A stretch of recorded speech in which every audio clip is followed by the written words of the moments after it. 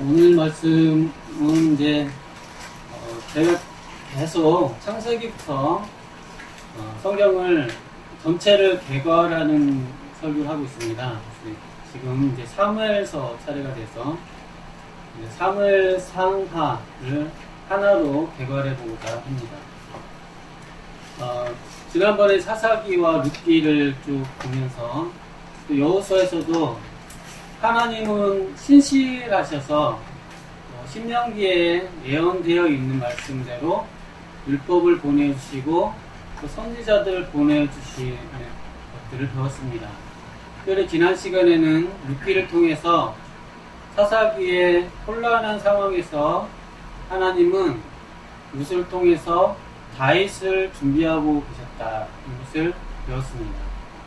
오늘 말씀은 구체적으로 이제 사무엘 상하에서 정말 다윗을 보내주시는, 특별히 사무엘이라는 사람을 통해서 왕을 보내주시는 것을 배울 수 있겠습니다. 네, 하나님께서 신명기 17장 14절에서 성경은 전체적으로 모든 역사는 계명, 모세 오경에 기초하고 있습니다. 사무엘 상하에서는 이제 왕이 등장하는데 또 근거 없이 등장하지가 않습니다.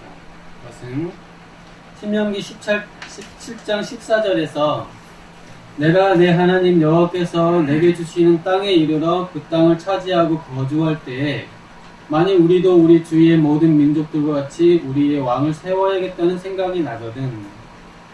그래서 가나안 땅에 들어가서 우리도 왕이 필요하겠다는 생각이 나거든. 그때 왕을 세워라, 이런 말씀이 있었습니다. 이 말씀대로 이제 이스라엘이 가나안 땅에 들어갔는데 이제 사무엘상에서 이제 백성들이 왕을 요구하게 됩니다. 그래서 우리도 왕이 있었으면 좋겠다. 그래서 백성들이 원하시면 하나님께서 원래 약속하신 대로 왕을 세워주시기를 하나님도 원하셨습니다. 근데 이제 왕은 반드시 세워야 되는 것은 아니고 너희들이 꼭 필요하면 세워주겠다고 하신 것입니다. 그래서 근데 그 왕을 세울 때는 그 법도들이 쭉 있었습니다. 근데 사무엘상에서 이들이 그 왕을 세울 때에 그 마음가짐이 원래 하나님의 뜻에 합당하지가 않았습니다. 그것을 사무엘서는 잘 보여주고 있습니다. 여기 사무엘상에서는 첫째 왕 사울을 결국 왕으로 삼게 되는 백성들의 모습을 사무엘상에서는 그 모습을 좀 어느 정도 어떤 상태였는지를 좀 드러내서 보여주고 있습니다. 하나님께서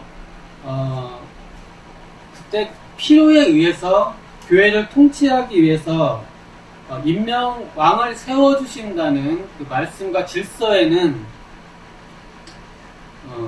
그 내면적인 뜻이 있는데 이 사무엘상에서의 이 백성들은 그 깊은 원리에 충실하지 않았습니다. 어떻게 했냐면은 그들이 왕을 세운 것은 단지 다른 나라들이 왕이 있으니까 우리도 왕이 있었으면 좋겠다고 해서 그렇게 한 것입니다. 이미 이전에 애굽에도 왕이 있었고 에돔이나 다른 족속들이 이미 왕이 있었습니다. 그런 점에서는 이스라엘 백성은 좀 뒤처진 면이 있었습니다.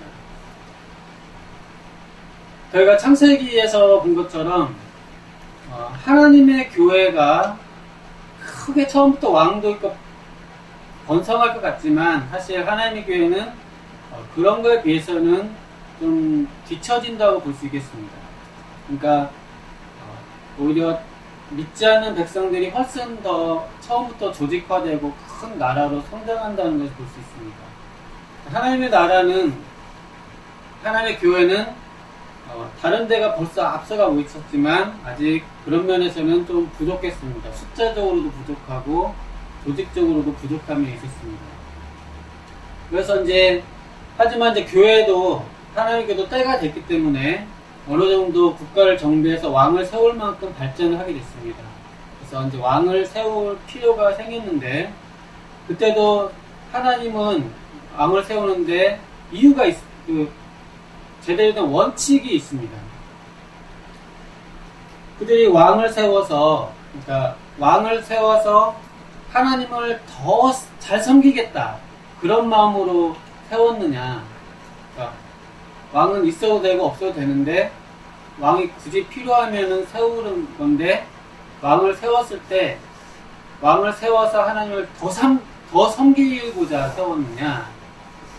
그거에 대해서 이 백성들은 하나님을 왕을 통해 더 잘 섬기려고 하기보다는 그냥 다른 나라들처럼 우리도 왕이 있었으면 좋겠고, 또 우리 생활 형편이 더 나아지기를 위해서, 그러니까 하나님을 더 잘 섬기기 위해서 제도를 요구한 게 아니고, 내가 더 편해지고 안락해지고 또 왕이라고 하는 보호하에 있고 싶어서 살림살이가 더 나아지길 원해서 왕을 세우게 됩니다. 근데 이 동기가 하나님 보시기에는 원래 취지에 맞지 않았습니다. 그거는 왕을 세워서 하나님을 더 경외하도록 제도가 필요했던 것인데, 오히려 형편이 더 나아지려고 자기 백성들의 욕망을 채우기 위해서 왕을 세웠다는 것입니다. 그것은 하나님께 영광을 구하기보다는 백성들의 욕망을 위해서 세우게 됩니다. 그러니까 하나님이 약속하신 제도라도 그걸 어떻게 활용하느냐가 중요합니다.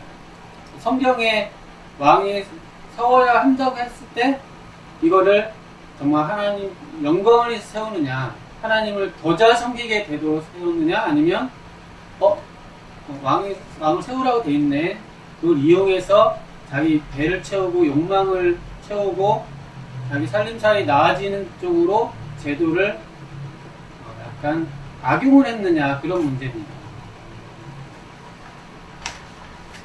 왕은 다름 아닌 참된 구원자이신 예수님을 예표하는 것이기 때문에 왕을 세울 때는 더 하나님을 섬기기 위해서 또 예수님을 바라보고 세워야 되는 것입니다. 근데 백성들의 요구가 이미 그렇다 나갔기 때문에 세워진 왕도 잘못된 왕이 서게 됩니다. 백성들의 바램이, 욕망이 있었기 때문에 하나님은 백성들을 심판하시기 위해서 이 백성들의 배은망덕함을 교훈하시기 위해서 독재자이고 위선자 왕을 보내주셨습니다. 그것이 사울입니다. 이를 통해서 하나님은 왕 자체가 이들을 보호하는 것이 아니라 하나님이 도와주시지 않으면 왕도 아무 소용이 없다는 것을 교훈해 주기를 원하셨습니다. 그래서 계속해서 안과 밖으로 사변이 일어나고 또 전쟁을 계속 일으켜서 고난 가운데 있게 하셨습니다. 또 사울 자체도 이제 백성 편에서는 하나님 징계를 하신 건데, 사울도 바라보면 사울도 자기가 왕이 됐는데, 사울도 정말 그리스도의 모범으로서 하나님의 영광을 구하지 않는 왕이었습니다. 사울은 하나님께서 그를 아무것도 아닌 데서 왕으로 세워진 영예를 얻었음에도 불구하고 하나님의 긍휼에 감사하기보다는 하나님의 말씀을 불순종하고 또 하나님의 영광을 열심히 추구하지 않았습니다. 그는 자기의 이익이나 유익을 훨씬 더 생각하고 위선적인 태도를 보였습니다. 그는 말씀을 지키지 않았음에도 불구하고 그가 어떤 허물이 드러나가 됐을 때 사무엘에게 한 장면 중에도 백성들에게만 말하지 말라고 한 번만 봐주라고 이런 식으로 왕의 체면을 살려달라는 식으로 말을 했습니다. 위선적인 태도입니다. 자기가 죄인인데도 회개하지 않고 왕으로서의 체면을 살려달라고 그런 식으로 말을 했습니다. 즉 그는 말씀을 순종하기보다는 하나님 영광에 전혀 관심이 없었습니다.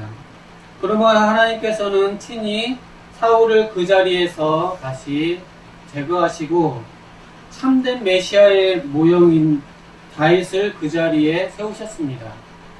다윗처럼 말씀에 순종해서 하나님 마음에 합하여서 하나님의 영광에 열심인 왕을 세워주셨습니다. 그리고 인내와 겸손, 지조, 또 사무엘서에는 계속 공경하는 적들로부터의 핍박들, 또 가장된 친구,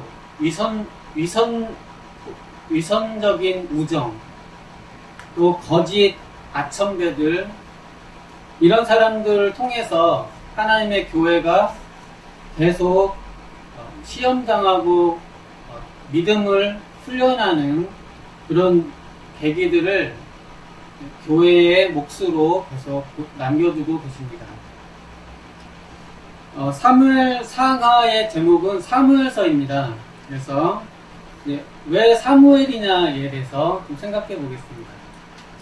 사무엘 상하는 사무엘의 일생, 태어나서 죽기까지 일생을 다루고 있고 또 중요한 왕, 두 왕을 다루고 있습니다. 또 사울과 다윗을 다루고 있는데 어떻게 보면 다윗이 주인공이기 때문에 다윗서 이렇게 할 수도 있겠는데 사무엘일까 이런 생각이 들 수 있겠죠.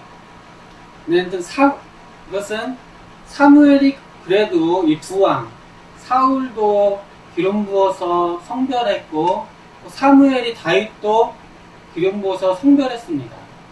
그 점에서 사무엘이 사울과 다윗 두 왕을 전부 기름 부어 세웠다는 점에서 크게 사무엘을 중심으로 이 사무엘과 사울과 다윗의 역사를 사무엘로 전체 엮을 수 있기 때문에 사무엘서라고 했다고 볼 수 있겠습니다.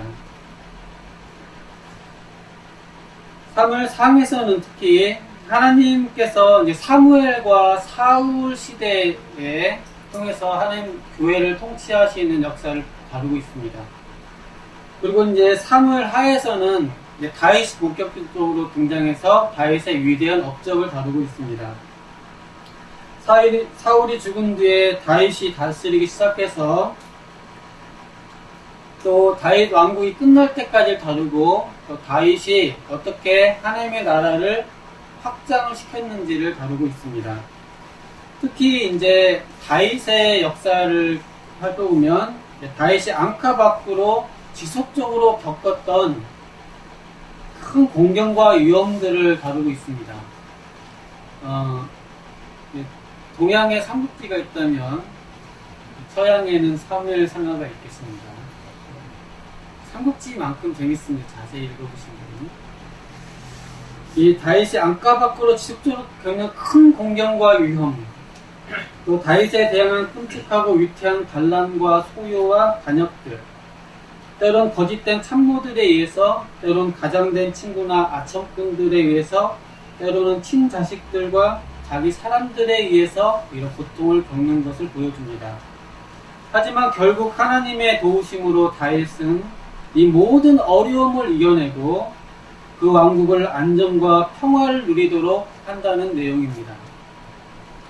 이 다윗의 인격을 통해서 우리는 장차 왕 중의 왕 예수 그리스도의 모습을 볼 수가 있습니다. 예수 그리스도께서는 육체로도 다윗을 통해서 나오셨을 뿐만 아니고 그 산 가운데서도 안팎의 적들로부터 심지어는 그 자신의 제자들과 자신의 사람들로부터 모든 면에서 핍박을 받으셨습니다. 하지만 마침내는 모든 적들을 이기시고 그리하여서 영적으로나 그 시대의 모든 권세를 이기시고 교회의 승리를 안겨주시는 것을 주셨습니다. 그리고 우리 교회와 영원히 함께 왕노릇하시는 예수님 왕노릇하십니다. 이것이 다윗의 모습을 통해서 거의 그대로 미리 보여주고 있다고 볼 수 있겠습니다. 근데 이제 이렇게 해서 전체적으로 서론을 한번 살펴봤습니다. 그리고 저는 이제 사무엘서를 오늘 제목을 에브라임 산지라고 제목을 달았습니다. 저는 제목을 항상 굉장히 쉽게 다룹니다. 맨 처음에 두 단어로 다뤄놓고 보면은 너무 좋은 거예요. 그래서 꿈보다 해몽이 좋다고요. 그 해몽을 또 해보겠습니다. 에브라임 산지. 여기에는 많은 사연이 얽혀 있습니다. 저는 이제 사무엘서는 사무엘이 기도로 얻은 아들이기 때문에 크게는 기도라는 주제로 크게를 설명하고자 합니다. 예, 기도하는 사람, 또 기도의 역사, 또 설명하면서 그 배경으로 에브라임 산지를 생각해 보시면 좋겠습니다. 에브라임 산지는 에브라임이 누구냐면은 요셉의 아들 므낫세와 에브라임 중에 그 에브라임입니다. 그래서 요셉의 아들이기 때문에 에브라임은 요셉을 생각하시면 됩니다. 그 에브라임 산지에는 바로 밑에 베냐민, 그러니까 이스라엘이 12지파가 땅을 나누는데 다 나눠보면은 에브라임은 이 중간쯤에 있습니다. 우리나라로 치면 남북으로 치면 BMD 그 정도 위치, 그 정도의 에브라임 산지가 있고요. 에브라임 산지 바로 밑에 베냐민이 있습니다. 그리고 므낫세는 좀 위에 있고 또 요단 바깥편에도 므낫세가 있는데 이제 우리는 요셉의 부터 장자의 축복을 받은 에브라임이기 때문에 에브라임을 요셉이라고 생각하시면 되겠고요. 에브라임 바로 밑에 베냐민이 있습니다. 그러니까 에브라임과 베냐민은 둘 다 라헬의 자녀들입니다.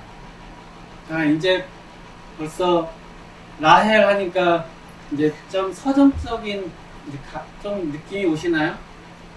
라헬이라는 여인, 에브라임, 요셉의 아들, 라헬의 아들, 에브라임과 베냐민, 이 라헬의 자식들, 이 자식들에게 어떤 일이 일어났습니까? 사사기 마지막쯤에 보면 에브라임 산지 구석에 레위인이 하나 있었습니다. 근데 사사기 마지막에는 정말 이해할 수 없는 일들이 일어납니다. 즉, 에브라임 산지 구석에 한 레위인이 살고 있었는데 첩을 얻었어요. 레위인이 첩을 얻은 게 이상하죠? 첩이 행음을 했어요. 바람폈다는 거죠. 그래서 친정으로 도망갔어요. 근데 레위인은 첩을 너무 사랑했습니다. 그래서 쫓아갔어요.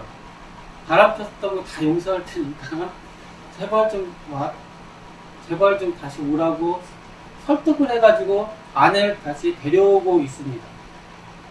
너무 이상하죠? 레위인이면 제사장이잖아요. 근데 첩을 뒀는데 바람피는 첩인데 또 쫓아가서 다 용서해줄 테니까 당신만 사랑해 제발 좀 해가지고 데려오는 겁니다.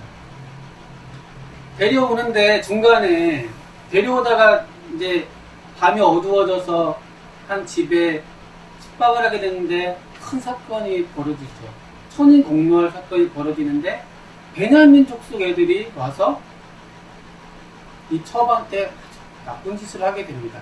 그래서 죽게 되죠. 그래서 이 레위인이 너무, 그러니까 부도덕한 사람이 잘못한 일 당하면 더 분노한다고요?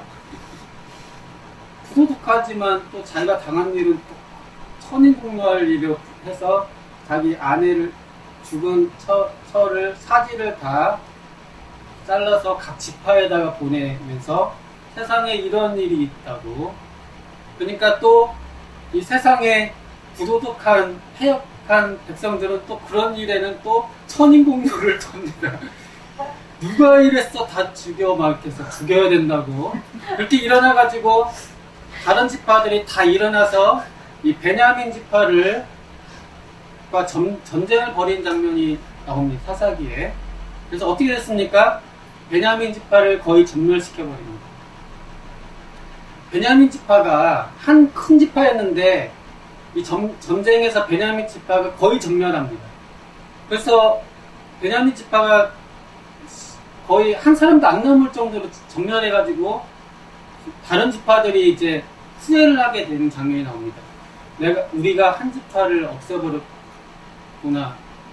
하나님 앞에서 울게 되죠. 울면서 베냐민의 일부를 어떻게 보존을 시킬까 해서 제 기억에 맞다면 야베스라고 하는 어떤 동네에 처녀들을 구해다가 이렇게 해서 겨우 조금만 사람들이 존속하게 됩니다. 그래서 이 사울이라는 사람은 베냐민 출신입니다.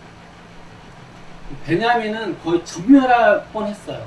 몇 명 살아남았습니다. 이 역사를 통해서 일단 베냐민은 다 죽었어요. 거의. 라헬 생각을 해보십시오. 라헬은 애를 못 낳았어요. 언니는 애를 퉁퉁퉁 잘 낳는데 라헬은 얼굴도 이쁘고 야곱한테 사랑도 받고 근데 애를 못 낳았어요. 그래서 너무 막 이렇게 하다가 요셉을 하나 낳았습니다. 요셉을 낳아서 아이를 하나 더 낳았으면 좋겠다 해서 요셉이란 뜻이 하나 더 해달라는 뜻입니다. 그래서 몸도 F살의 몸도 약하잖아요. 그래서 애를 또 하나 가졌는데 애를 낳다가 죽게 됐죠. 그게 베냐민입니다. 그래서 베냐민 낳다가 죽었어요. 그래서 야곱은 그래서 라헬을 너무 사랑해가지고 편애를 하게 된 역사가 나옵니다. 요셉을 또 색동저고리 입혀가지고 애지중지해서 키우고 또 베냐민도 막 애지중지해서 키우고 또 요셉이 어려운 일 당했다고 했을 때 울면서 막 야곱이 밥도 안 먹고 울고 막 그러잖아요. 또 베냐민도 또 어떻게 됐다는 그런 말 듣고 이제 나는 야곱이 두 아들 되게 사랑했어요. 그 사랑은 라헬과 관련이 있습니다. 솔직히 말해서 야곱과 라헬의 사랑 이야기는 셰익스피어의 러브스토리가 있다면 구약에는 7년을 술같이 사랑이 있습니다. 그 사랑 이야기 우리가 이제 요한복음에서 사마리아 여인 하면서 야곱의 우물가 이야기 할 때도 이거는 너무 아름다운 로맨스예요. 여성들은 야곱의 우물이라는 거는 야곱은 진짜 우리 지금 요즘 드라마에 나오는 대한민국이 여성이 지지하는 남편이에요. 야곱이. 그래서 라헬과의 관련해서는 그렇게 사랑을 했어요. 자식도 그렇게 했습니다. 근데 이 라헬은 요셉을 낳고 베냐민을 낳는데 라헬은 그러면서도 라헬은 슬픈 여인의 인생을 어느 정도 살았습니다. 남편 사랑을 받았지만 근데 이 요셉의 에브라임 애들은 그나마 괜찮을 수 있는데 베냐민이 거의 전멸하다시피 해서 라헬은 성경에 지금 여기 에브라임 산지 라마다임 소빔에 이런 표현이 있는데 여기서 라마가 나옵니다. 여기가 이제 사무엘의 고향인 라마인데 이제 라마에서 라헬이 라마에서 슬퍼하며 통곡하는 소리가 들리니 라헬이 그 자식 때문에 애곡하는 것이라. 그가 자식이 없어져서 위로받기를 거절하는 거다. 그런 표현이 있습니다. 라마에서 라헬이 자식 때문에 울고 있는 모습이 에레미야에 있는데, 신약성경 예수님 탄생할 때 아이들이 헤롯에게 죽을 때 그때도 라헬이 울었다는 표현이 있습니다. 즉 라헬은 남아있는 게 요셉, 에브라임하고 베냐민인데, 라헬 생각을 해보세요. 라헬 입장에 보면 자기 남은 자손들이 거의 처참하게 되어 있는 상태입니다. 그래서 라헬이 에브라임 산지라는 말을 딱 들으시면, 또 아까 말한 레위기 31장에 에레미야 31장에서도 계속 라헬이 우는 장면, 라마에서 그때 에브라임이 계속 등장합니다. 그래서 한 어머니가 자식으로 인해서 울고 있는 모습을 생각해 보시면 되겠습니다. 에브라임 산지 라마, 라헬이 아이 때문에 울고 있는 모습. 자, 이 장면이 바로 이 사무엘서에서 또 등장합니다. 누가 울고 있나요? 한나가 울고 있죠. 한나는 왜 울고 있습니까? 자식이 없어서 울고 있습니다.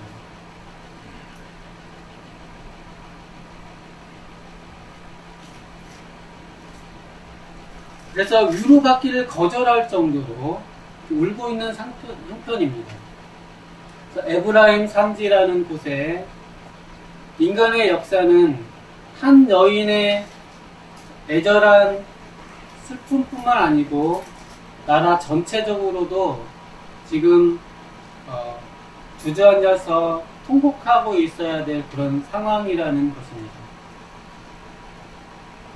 어머니는 자식들을 위해서 울게 됩니다. 그리고 아무튼 모르지만 자식들은 어머니를 울려요. 그리고 아무튼 어머니는 자식을 때문에 울게 됩니다. 그리고 어거스틴의 어머니 모니카도 어거스틴이 계속 어긋나기 때문에 계속 우는 인생을 살았죠. 자, 어머니가 자식 때문에 자식이 없어서든 또는 자식이 잘못되든 또는 자식이 어긋나든 그래서 어머니는 울고 있어요. 그런 상황에서 오늘 말씀은 결국 하나님은 이렇게 자식 때문에 울고 있는 이 세대를 향해서 하나님은 어떻게 응답해 주시는가 하는 것이 제가 바라보는 사무엘서의 주제이라고 생각합니다.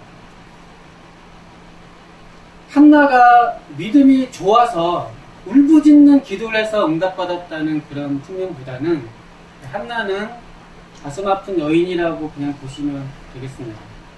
한나의 믿음을 강조할 수도 있지만 그것보다는 한 가슴 아픈 여인, 자식 때문에 울고 있는, 하지만 하나님은 이 여인을 위로하십니다. 위로하셔서 그녀가 또 기도를 하고 그녀의 형편을 하나님은 돌보셔서 사무엘을 보내주십니다. 또 사무엘을 보내실 뿐만 아니라 이 백성을 위해서 아들, 처음에는 좀 안 좋은 아들 사울을 보내주지만 진짜 제대로 된 아들 다윗을 보내주십니다. 제가 이제 미국 같은 데는 대통령을 국민의 아들이라고 표현한다는 말을 들었습니다. 즉 왕이라는 것은 백성의 아들이라고 인식하는 사람들이 많습니다. 그래서 하나님은 정말 애통해야 하는 어머니 같은 이 교회 앞에 정말 믿음 있는 아들을 보내주십니다. 믿음직한 아들. 근데 저는 이제 뭐 애를 안 낳아봐가지고 애 때문에 뭐 울고 그런 적 없는데 저는 과외를 해보니까 뭐 속상하더라고. 과외도 애들이 말을 그렇게 수학 문제만 잘 풀면 되는데 좀 속을 썩을 때가 있어요. 아무튼 근데 이제 어머니, 제가 주변을 보니까 어머니들은 자식 때문에 또 우시는 분들도 많이 계시는 것 같아요. 그리고 어떤 어머니는 또 자식 때문에 또 우울증에 걸리셨다는 분도 계시더라고요. 그리고 또 뭐 게임 안 한다는 자식, 오락에 빠져 있어서 그 아들 오락 고쳤다고 했는데 애가 어디로 가서 안 오길래 우연히 가봤는데 PC방에 혹시 원래 가봤더니 애가 PC방에 이렇게 있는 거예요. 그 순간에 멍해지면서 애를 잡고 끌고 이렇게 올려가는데 애가 엄마 이렇게 뿌리치고 가버린 거예요. 그 자리에서 주저앉아가지고 바로 병원에 가서 우울증 치료 받게 됐다고. 근데 이제 거기서의 해법은 전문가가 이제 그 엄마를 치료하는 해법은 뭐였겠습니까? 전문가는 전문가더라고요. 자식이 문제가 아니라고, 남편이 문제라고.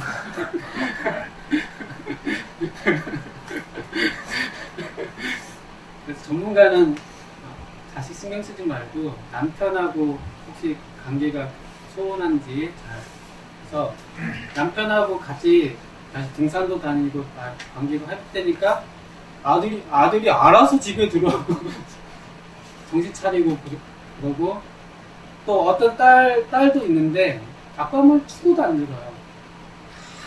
중학생 사춘기. 그래서 또 전문가한테 물어봤습니다. 전문가는 또 전문가예요. 딸은 물죠. 그럼 왜 그렇더라. 아내하고 잘 지내라.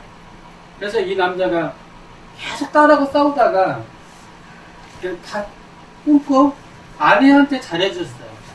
아내랑 다시 오근도근 다소근, 또 말하면서 농담도 하고 이렇게 하니까 딸이 옆에서 다소근이 앉아서 미소 짓고 있는 거예요.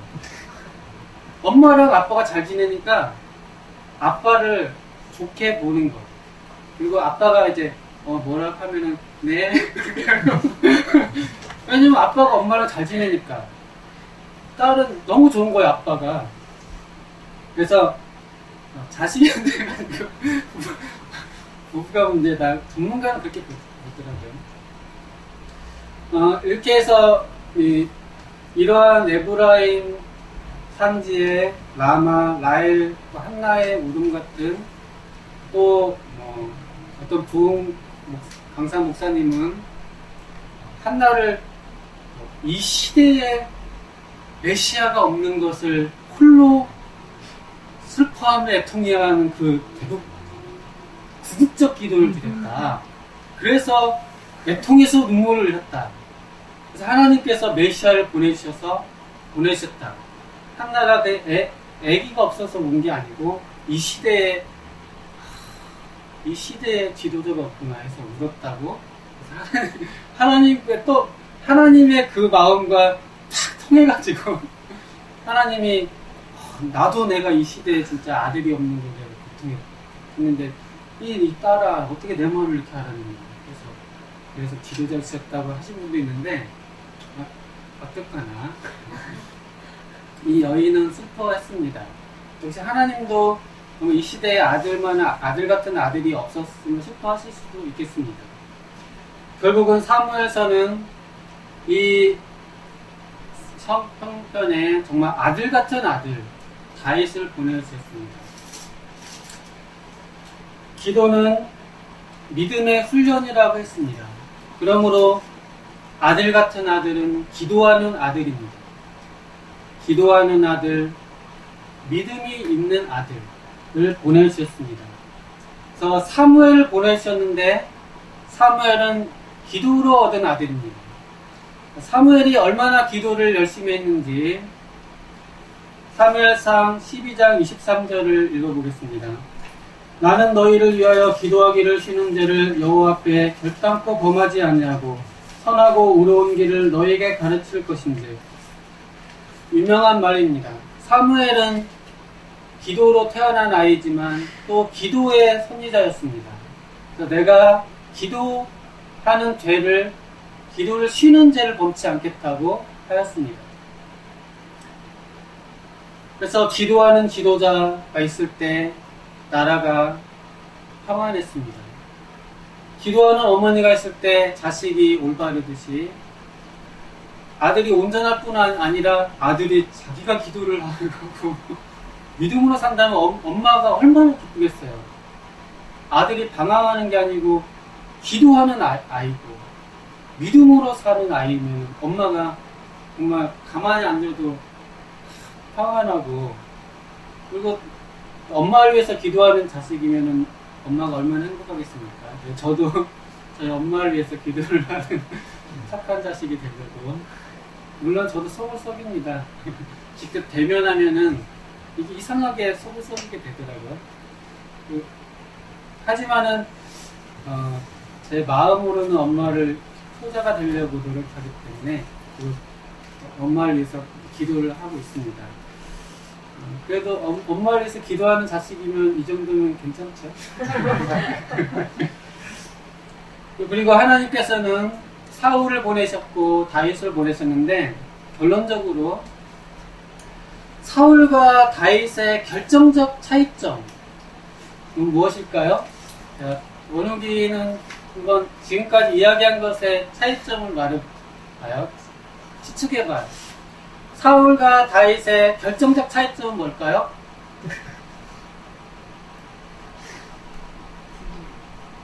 순종인데 지금 우리가 기도라는 단어를 쓰고 있으니까 뭘까요?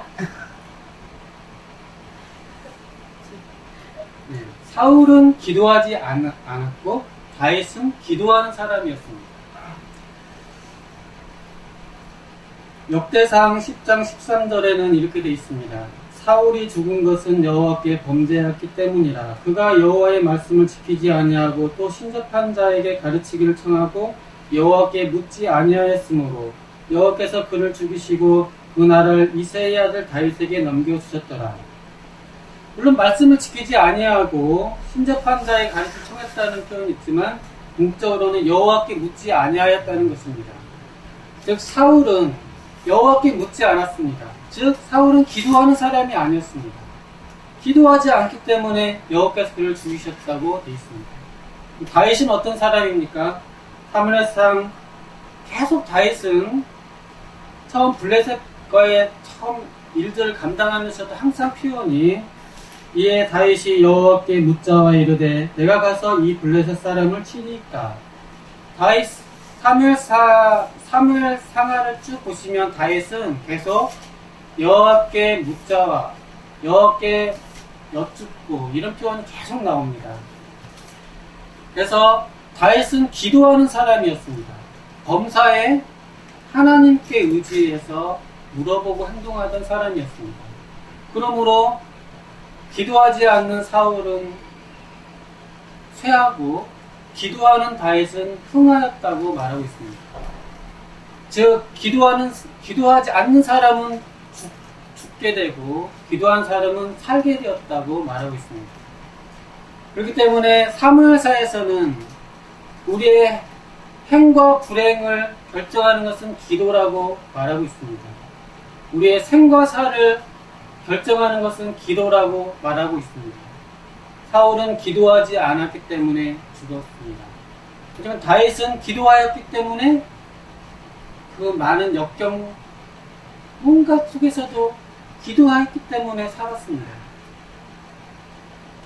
그래서 사무엘서를 통해서 정말 우리는 에브라임 산지 같은 저희도 눈물 흘리는 많은 사정들이 있습니다. 자식이 속을 썩일 수도 있고 원수나 친구나 여러 가지 것들이 있을 때 사울처럼 기도하지 않으면 망하지만 어떤 일이 정말 위기가 진짜 어떻게 해결할 수 없는 위기가 도착했을 때도 무릎 꿇고 주님 붙들면 하나님이 살려주신다는 것입니다.